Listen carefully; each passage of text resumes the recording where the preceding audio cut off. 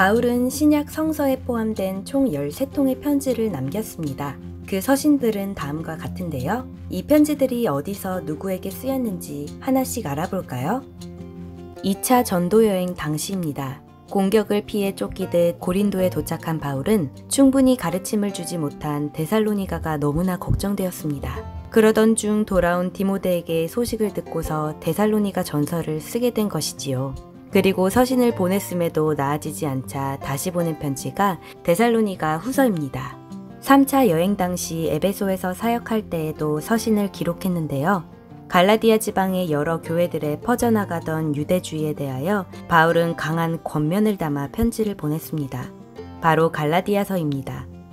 그리고 바울은 고린도의 성도로부터 그곳의 상황을 듣게 되어 고린도 전서를 보내게 됩니다. 그들의 신학적 질문에 대한 답변을 주기 위함이었지요. 또한 여러 당파로 나뉘어 싸우고 있는 자들에게 훈계의 메시지를 보냈습니다.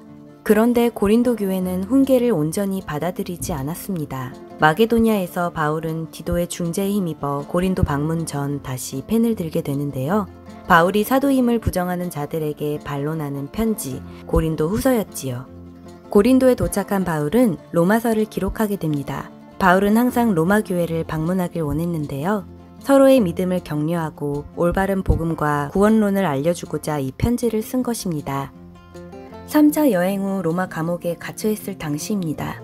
그곳에서 바울은 3년이라는 긴 시간 동안 사역했던 애정이 깃든 에베소 교회에 편지합니다. 에베소서는 교회와 그리스도에 대하여 그리고 성도의 삶에 대해 잔잔하게 가르치고 있지요. 어느 날 로마 감옥에 제자 에바브라가 찾아왔습니다. 그는 골로새 교회의 소식을 바울에게 전해주지요. 그리하여 바울은 골로새서를 쓰게 됩니다. 골로새의 영지주의와 같은 이단들을 지적하고 그리스도의 하나님 되심을 강조한 서신이었지요. 로마에서 바울을 만난 오네시모라는 자가 있었습니다. 그는 골로새 교회의 성도 빌레몬의 재산을 훔쳐 달아난 노예였지요. 바울은 빌레몬에게 오네시모를 용서하고 받아달라는 부탁을 담아 빌레몬서를 보냅니다.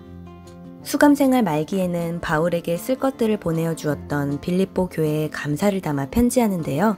빌립보서는 감옥에서 쓰여진 것으로는 믿기 힘들 정도로 수많은 감사와 기쁨이 담겨 있지요. 감옥에서 풀려난 후 디모데에게 에베소 교회를 맡긴 바울은 디모데에게 필요한 목회 지침을 담아 디모데 전서를 보내게 됩니다. 교회의 질서와 구성원들에 대한 조언 등 다양한 가르침을 주고 있지요. 이후에는 디도에게도 편지를 씁니다. 무질서한 그레데의 교회를 이끌어야 할 디도에게도 조언과 가르침이 필요했지요. 디도서에는 올바른 리더의 조건과 성도 양육, 도덕적 사회생활에 대한 권면을 찾아볼 수 있습니다. 네로 황제의 핍박으로 다시금 감옥에 갇힌 바울은 순교를 앞두고 마지막 서신서를 남깁니다. 그의 영적인 아들에게 보낸 디모데 후서입니다. 탄압으로 흔들리는 교회를 이끌어야 할 디모데에게 끝까지 선한 싸움을 싸울 것을 당부하였지요. 또한 바울이 지난 사역을 돌아보는 마지막 유언과도 같은 서신서라고 할 수 있겠습니다.